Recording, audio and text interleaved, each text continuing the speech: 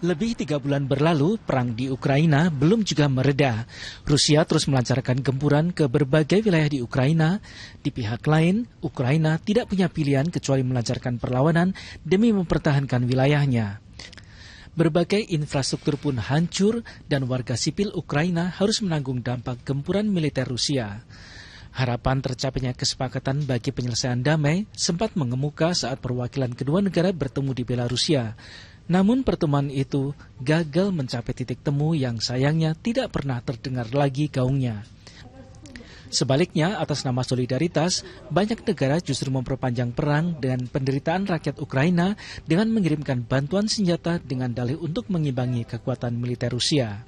Nah, dalam kasus Rusia Ukraina ini, kok saya membayangkan masih ada kesulitan ya mencapai akhir konflik yang bermartabat buat semua pihak ini, karena penggalangan senjata, dukungan senjata masih digaungkan. Kemudian kedua belah pihak sama-sama tidak ada yang menahan diri untuk tidak saling menyudutkan.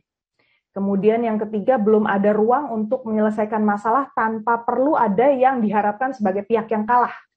Pemerintah Indonesia diharapkan bisa memainkan peran lebih dalam membantu mendorong terciptanya perdamaian dunia sesuai amanat pembukaan UUD 45 serta sikap politik bebas aktif yang dianut.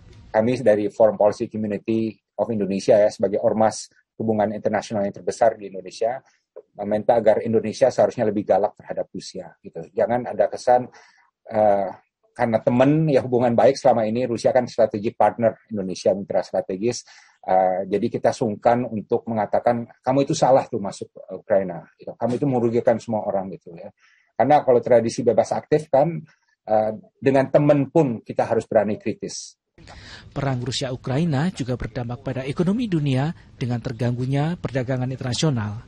Dalam dialog bersama Foreign Policy Community of Indonesia, FPCI, Presiden Ukraina Volodymyr Zelensky dengan jelas menyebut blokade yang dilakukan Rusia di Laut Hitam dan Laut Azov membuat produk pertanian Ukraina tidak terdistribusi ke pasar dunia dan mengakibatkan lonjakan harga pangan internasional. Ia menyatakan perdamaian akan memudahkan segalanya. Чим швидше цю війну вдасться закінчити, тим краще буде для кожного народу, і не тільки для нас. Чим швидше будуть розблоковані наші порти, тим скоріше зупиниться розгортання продовольчої кризи, бо зможемо відправити на світовий ринок і наші запаси, і новий врожай. Perdamaian Rusia-Ukraina menjadi kata kunci bagi pemulihan dunia setelah 2 tahun mati suri akibat pandemi COVID-19. Sudah waktunya baik pemimpin Ukraina dan Rusia kembali duduk bersama untuk mewujudkan perdamaian tersebut. Dunia internasional pun juga harus mengambil peran aktif untuk mendorong pertemuan kedua pihak demi terciptanya perdamaian di Ukraina dan bukan sebaliknya memperkeruh konflik kedua negara.